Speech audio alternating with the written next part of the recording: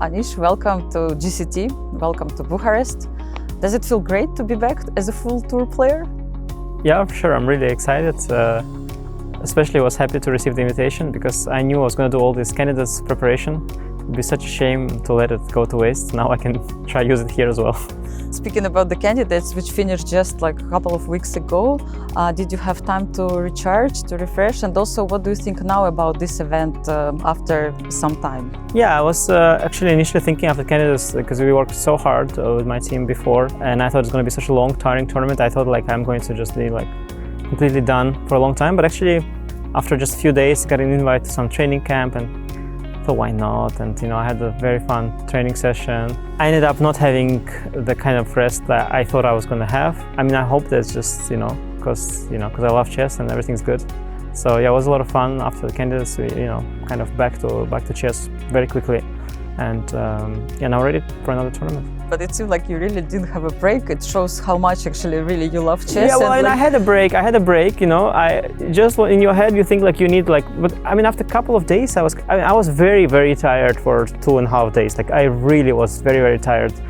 But honestly, so I had at some point a full day that I was sort of going along everywhere, but I felt like I'm not there. So I was really, really tired, and I thought that I might feel this way for a while now. But then next day I woke up, I was feeling like fine, and so I mean I think after a couple of days I was sort of fine. But maybe I'm still tired. We'll see. This is the advantage to be still so young, Anish. But speaking about this event, it probably doesn't feel this way for you when you look at all these kids playing in the tournament. Well, I had an experience earlier this year in the Vaikanzei, in Tata Steel tournament, where there were 14 players and I was the oldest there. So after that, I think nothing can shock me anymore. But of course, I'm used to the fact that a lot of the players here are very young, and I get to know them more and more. And some of them have such a professional approach to chess, and so inspiring to see how hard they're working and how much support they're getting and using. And yeah, it's only inspiring for a player like me. Yeah, so you get more motivation, let's say, playing against these guys, and do you learn something from them? Yeah, for sure. I mean, I'm learning not only from the way they play, but also from the way they train on chess. Because again, as I said, like some of the youngsters are, probably all of them actually, but definitely it's those who I know, they like really very professional. And they also have the support, so it is maybe easier for them to take those professional decisions, and they work really, really hard.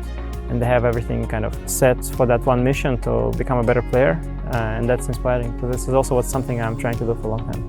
And speaking about youngsters, Faustino Orr became the grandmaster just a few days ago, at the age of 12 only. Like, does it show that chess is in the good hands in the future? And what do you think when he can join GCT event if he can do this? Yeah, no, for sure. Everybody's getting very young now. Initially, a 12-year-old was a record. At the time, it was a big outlier. But now already there are a few players at 12, a lot at 13. I was a grandmaster at 14, and I'm no longer in the list. Like they usually crop me out of it because the list is getting like there's too much volume there. And so yeah, obviously the access to good learning tools is getting better and better, and people, the coaching is improving. Some of the younger players are more professional from an earlier age than they used to be. So everybody's getting better and better earlier. But it is still difficult, even when you have everything you have and the talent and the hard work and everything is right and you are very young and very good, still to make that step to become a top player and then from then on to become a world champion, it's still very, very difficult. So I think even those great youngsters, they will struggle with that because it's not easy usually. But in terms of joining the Grand Chess Tour, I wonder, because obviously you would think that Faustino on the trajectory to become a top player at the age of 16 probably.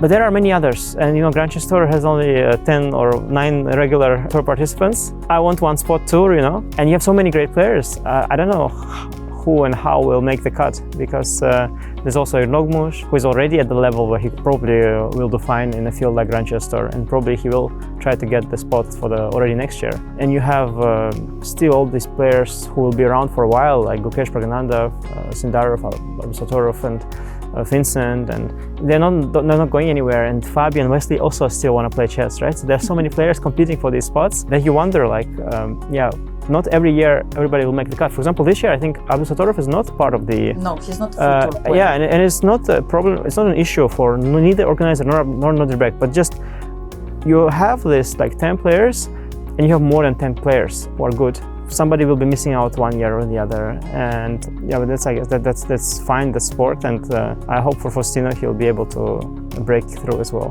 But coming back to you, you are the full tour player this time. Like, what are expectations you have this year? You know, play the first Grand Chess Tour, I think 11 years ago. I think I remember it was around 2015. No, it was not the first. I played more than, I played early, I think from 2013. I played the first edition, but I did very well in 2015. I think I shared, I was in the final, and I think I finished second of the overall tour, just behind Carlsen. And even that, actually, I had a chance. You know, we had to play tiebreak. I played with Maxime, and then Maxime played with Carlsen. So it was a very, very close affair back in 2015. And the format was different back then. All tournaments were classical. Now you have also rapid.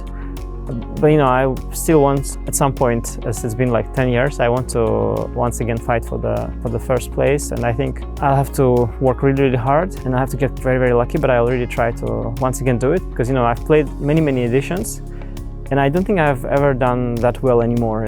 For the past 10 years, and maybe it's time to, it's time. When I played Carlsen, I played in many, many games, and I beaten him once, and on our first game. And then next time I beat him, it was like, they said it is on the exact same day, but something like 12 years later or something like that, or 13 years later, So it takes sometimes so long for me. But eventually, maybe I can manage. So I will follow very closely how you play, Anish, this season. All the best of luck for you in this event and in the next events. Thank you.